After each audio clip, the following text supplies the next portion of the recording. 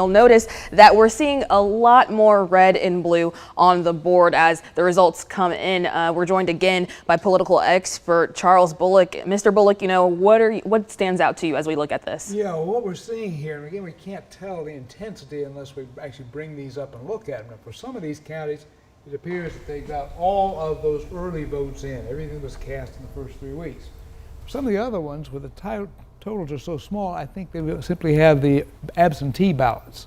So when you look at it, yeah, you're not sure. And there's some which are right, for example, well, that's Floyd County, they're showing blue. Well, it would be surprising if that were to be the case, and let's see, you only have 1,800 votes. So that's probably just absentee. So that'll probably go red sometime before the night's over.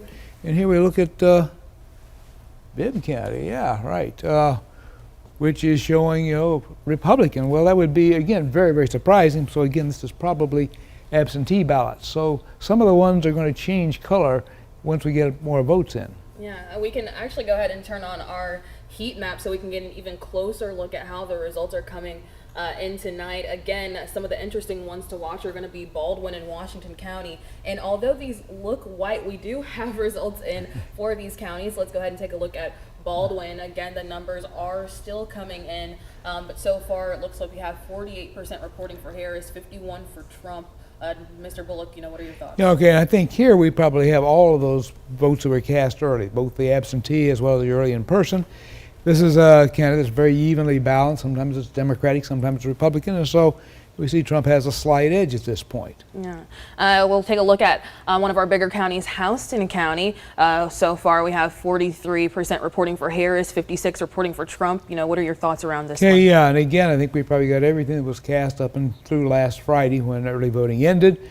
This is a red county, and so kind of a threshold we use in political science is 55%. Anything beyond that is a landslide, we say, and so Trump would be winning that by a landslide. Yeah, we have a couple more coming in. Washington County, again, the numbers still not a lot, but we have 52% reporting for Trump. What are we thinking Right, just here? 120 vote difference. So again, that could easily change. It's not a big deal there. Yeah, and this is actually, again, something that we saw in 2020. We mentioned this earlier, but Baldwin and Washington were really, really close. In Washington, we only saw a difference of 75 votes. Right. So Baldwin, again, only a difference of 237 votes. What do you think it might come down to tonight? Yeah, and again, I think we're probably going to continue to see those two candidates as being very, very close ones. It was a time in much of Georgia history where what really counted was whether or not you won the county. There was a thing called the county unit system. In that case, yeah, if you won even by a few votes, you got to put that one in your column. Yeah, nice. Let's go back to our 2024 race.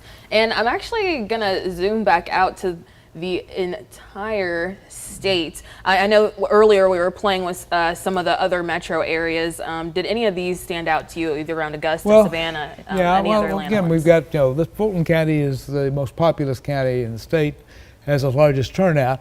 And so we look at that and we see, okay, that's 300,000 votes.